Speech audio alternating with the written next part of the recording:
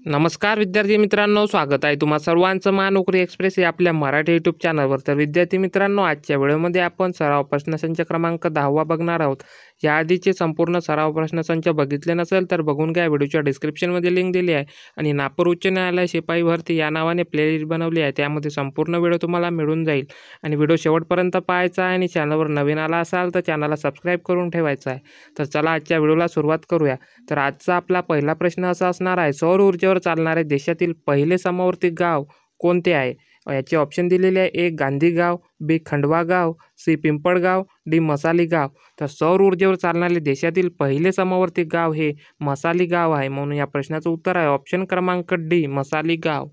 त्यानंतरचा प्रश्न आहे, गांधीजींनी खालीलपैकी कोणाला आपले राजकीय गुरु मानले? ऑप्शन दिलेले आहे, ए आचार्य नरेंद्र देव, बी महादेव देसाई, सी गोपाळकृष्ण गोखले, डी दयानंद सरस्वती। तर गांधीजींनी गोपाळकृष्ण गोखले यांना आपले राजकीय गुरु मानले आहे, म्हणून या प्रश्नाचं उत्तर होईल ऑप्शन क्रमांक सी गोपाळकृष्ण गोखले।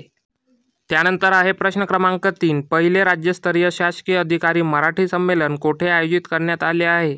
ऑप्शन दिलेले आहे, ए मुंबई, बी नाशिक, सी छत्रपती संभाजीनगर, डी पुणे।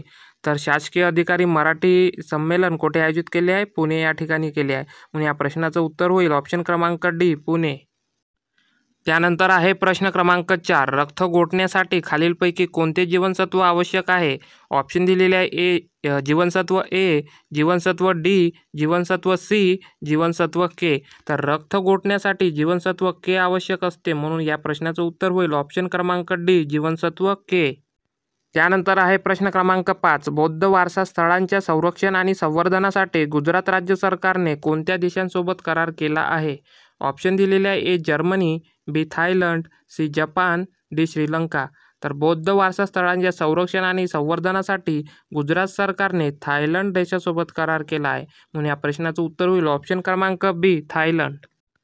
त्यानंतर आहे प्रश्न क्रमांक 6, भारताच्या परराष्ट्र धोरणाचे शिल्पकार म्हणून खालीलपैकी कोणाचा उल्लेख केला जातो? ऑप्शन दिलेले आहे, A doctor Rajendra Prasad, B Sardar Patel, C Pandit Jawaharlal Nehru, D doctor Babasaheb Ambedkar.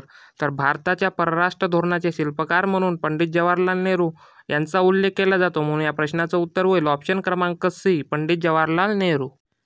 त्यानंतर आहे प्रश्न क्रमांक 7, राजस्थानच्या मैदानी प्रदेशाला खालीलपैकी कोणत्या नावाने ओळखले जाते?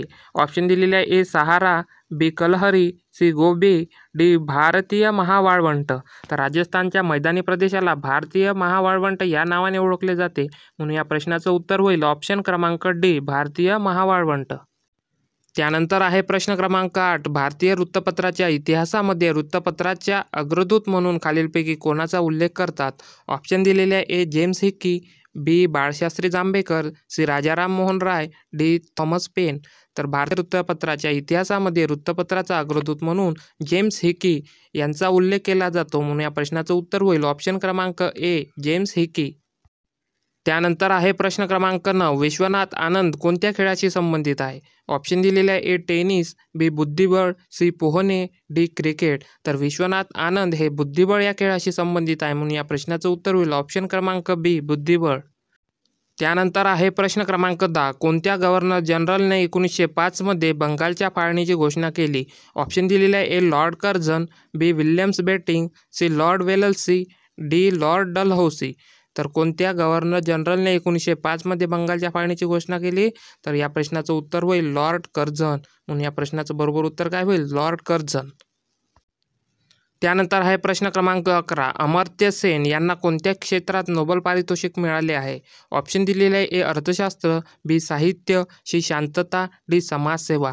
अमर्त्य सेन यांना अर्थशास्त्र या क्षेत्रामध्ये नोबेल पारितोषिक मिळाले आहे, म्हणून या प्रश्नाचं उत्तर होईल ऑप्शन क्रमांक ए अर्थशास्त्र। त्यानंतर आहे प्रश्न क्रमांक 12, राष्ट्रीय आणीबाणीच्या काळात रिकामी जागा हा हक्क आपोआप निलंबित होतो।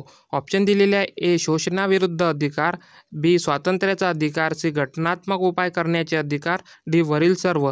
तर राष्ट्रीय आणीबाणीच्या काळात स्वातंत्र्याचा अधिकार हा हक्क आणि आपोआप निलंबित होतो, म्हणून या प्रश्नाचं उत्तर काय होईल ऑप्शन क्रमांक बी स्वातंत्र्याचा अधिकार।